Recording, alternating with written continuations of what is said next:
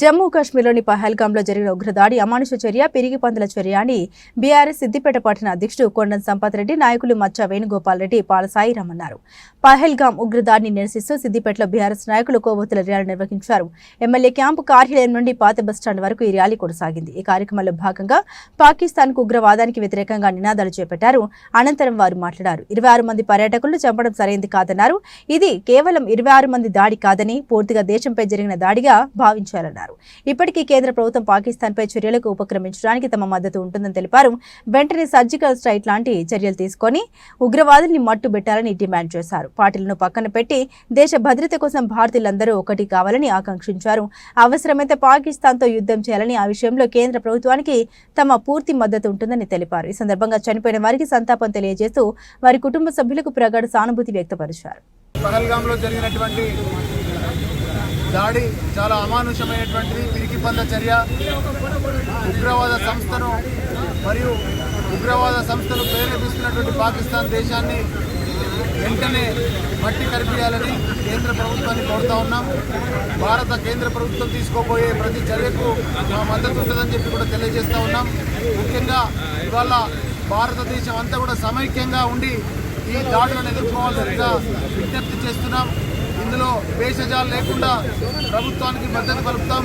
అట్లాగే ప్రభుత్వాన్ని కూడా కోరుతా ఉన్నాం, మీరు ఖచ్చితమైనటువంటి నిర్ణయంతో ఒక పద్ధతి ప్రకారంగా వాళ్ళను మట్టి కల్పించాలని, పాకిస్తాన్ దేశంతో మరి అవసరమైతే యుద్ధం చేసినా కూడా మా మద్దతు ఉంటుందని చెప్పి కూడా ఈ సందర్భంగా తెలియజేస్తూ బీఆర్ఎస్ పార్టీ కేంద్ర ప్రభుత్వం తీసుకోబోయే ప్రతి చర్యకు మరి మద్దతు పలుకుతుందని చెప్పి తెలియజేస్తాం. దేశంలోని కాశ్మీర్లోని పహల్గాంలో మన ఉగ్రదాడి జరిగింది భారత్ పైన.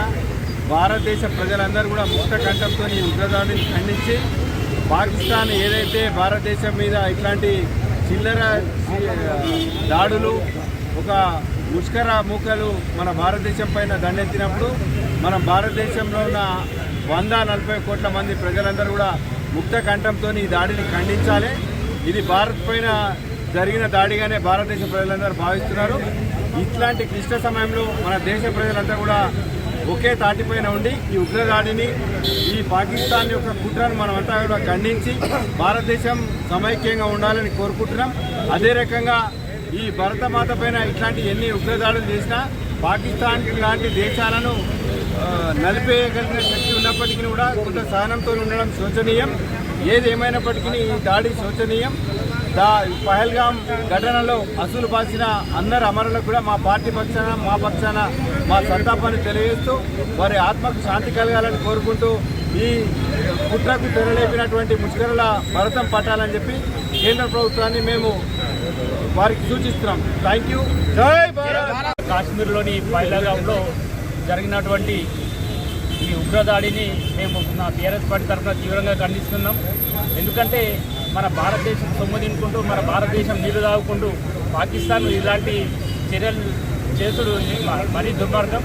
ఈ విషయంలో కేంద్ర ప్రభుత్వాన్ని మేము మా టీఆర్ఎస్ పార్టీ తరఫున మేము గట్టిగా ప్రశ్నిస్తున్నాం. ఎట్టి పరిస్థితుల్లో ఈ ఉగ్రవాదులను కానీ, ఆ తీవ్రవాదులను కానిపై ఎట్టి పరిస్థితుల్లో పెద్ద ఎత్తున శిక్షించాలని మేము కోరుకుంటూ, ఆ శిక్షించే వరకు కూడా మేము ప్రతిరోజు టీఆర్ఎస్ పార్టీ కార్యక్రమాలు చేపడుతూనే ఉంటుంది. అమరవీరులకు జోహార్.